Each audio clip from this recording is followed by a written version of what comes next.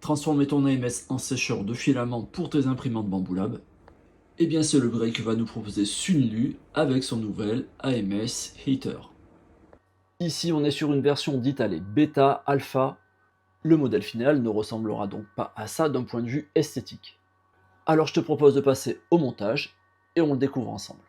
Et pour cette installation et cet upgrade, ça devrait se faire en quelques minutes. On a juste 2 vis à retirer sur la partie haute et sur la partie basse. Une fois les 4 vis enlevées, tu vas pouvoir retirer tout simplement ton couvercle qui est sur le dessus. On place de part et d'autre les petits embouts qui sont en plastique, qui sont livrés avec. Il nous reste tout simplement à placer notre sécheur de filament sur le dessus, ça vient s'emboîter. Et on va retourner notre AMS pour placer les 2 vis. Donc 2 vis ici et 2 vis de ce côté-ci. Allez, petit conseil, pense à utiliser par exemple un petit aimant de ce type-là pour placer tes vis et tout simplement ta clé Allen. Ça te facilitera la tâche lorsque tu voudras placer tes vis à l'intérieur. On contrôle la mise sous tension et ensuite on va le placer sur notre imprimante. Et pour rappel, on est dans la version bêta, donc effectivement, dans la version originale, il va y avoir pas mal de changements. Là, typiquement, tu vois que ça va être mat et sur lequel il y a une pellicule plastique dessus. Dans la version finale, ce sera transparent, ou translucide, on va dire. Sur cette partie de la carte électronique, actuellement, c'est transparent, et là, à l'inverse, on aura quelque chose qui devrait être opaque. Les autres changements prévus, ce sera au niveau des charnières. Ils vont faire des charnières renforcées. Et pour le petit volet que l'on voit ici, donc sur la version finale, ils ont prévu de faire quelque chose qui va coulisser beaucoup plus facilement. Sinon sur le principe, il se met parfaitement en place. On voit qu'ici quand on le pose, on a l'étanchéité qui se fait.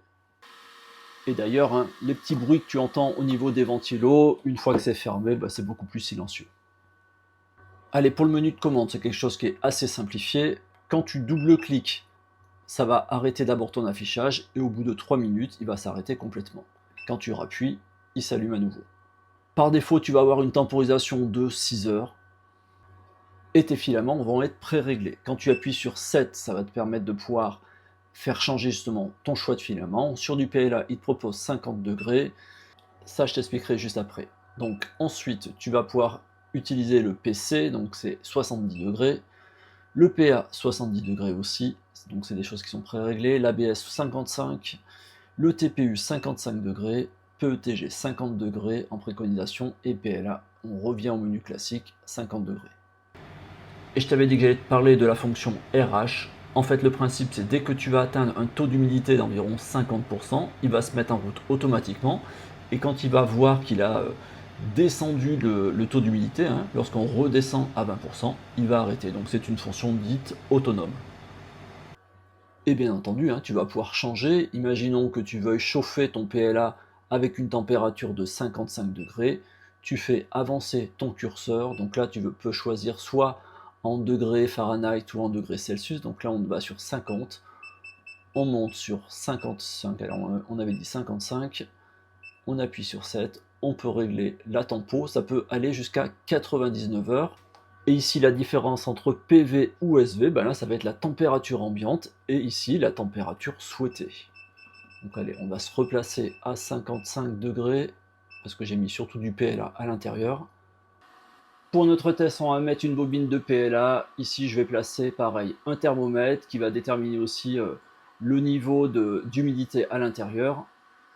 Et ici, je vais placer ce qu'on appelle des PLA qui changent de couleur en fonction de la température. Ça nous permettra de voir un petit peu est-ce que le flux d'air va circuler sur notre bobine ou est-ce qu'il va se concentrer essentiellement sur le dessus.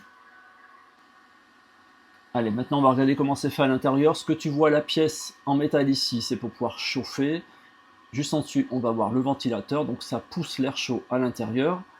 On aura la même chose de l'autre côté. Cette petite pièce qui permet de chauffer le ventilo, donc un à droite et un à gauche. Ici, on va voir un capteur, donc allez, je vais supposer que c'est à la fois le capteur de température et capteur d'humidité. Si j'ai les infos plus détaillées, je te les donnerai. Avant de fermer notre box, on avait à peu près 33% d'humidité. Lui, il n'est pas encore à jour, on vient juste de fermer. Et à l'intérieur, celui que l'on a mis en place était à 38-39. Allez, pour le réglage, vu que c'est du PLA, on va le remettre à la température adaptée qui est de 50. Donc on va cliquer, je crois que c'est 3 fois, 1, 2, et pour faire clignoter ceci, 3. On le place à 50 degrés, on appuie à nouveau. On va pouvoir régler notre tempo, on va la laisser juste 1 heure pour voir ce qui se passe. Nous sommes allés à 35 minutes, lui il nous annonce une température de 49 à l'intérieur, un taux d'humidité de 26, la Bamboo nous annonce un taux d'humidité d'environ 31, et on ouvre pour regarder ce que nous dit le thermo que j'avais mis ici. Donc température ambiante au bout d'une demi-heure, 46 degrés, 26 pour le taux d'humidité, et forcément hein, dès que tu vas ouvrir, notre taux d'humidité va baisser un petit peu, et rappelle-toi, hein, on a mis une bobine juste à côté de celle-ci qui change de couleur en fonction de la chaleur.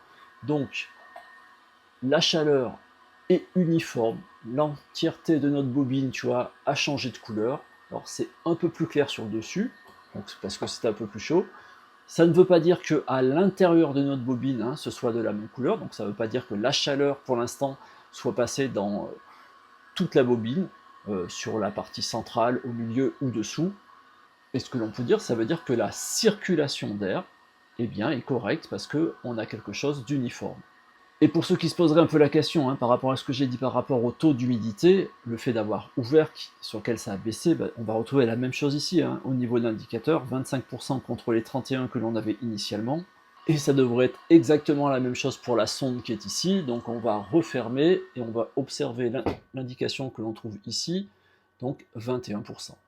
Allez, maintenant on va l'arrêter, on va cliquer 2 fois, on attend quelques minutes, ça s'arrête automatiquement et on va placer un filament dit haute température hein, sur lequel on va tenter de voir s'il monte aux 70 degrés.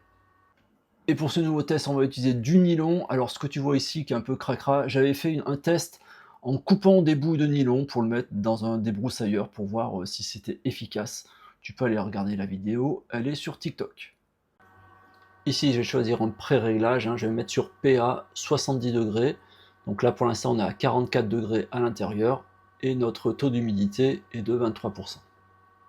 Et le marketing nous annonce qu'on va monter à 70 degrés en l'espace de 20 minutes. Allez, on est à 23 minutes. Autant te dire que je pense que l'autre à l'intérieur, il est en PLS, mais on contrôle. Donc on n'aura pas d'informations sur la température à travers le thermomètre qui est ici parce que on a dépassé la température maximum qui est acceptable pour lui. On va dire que l'on fait confiance aux indicateurs. Si je trouve un autre thermo qui est capable de monter à 70 et plus, je le mettrai dedans. Mais en tout cas, tu vois, 23 minutes, 24 minutes, 70 degrés, annoncé 70 degrés à l'intérieur.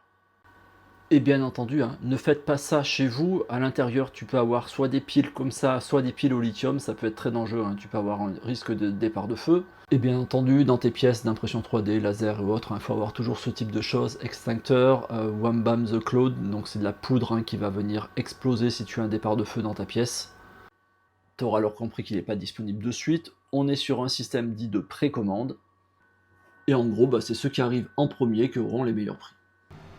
C'est alors en précommande le Sunlu AMS Heater, tu pourras choisir entre 1, 2, 5 ou 10 packs.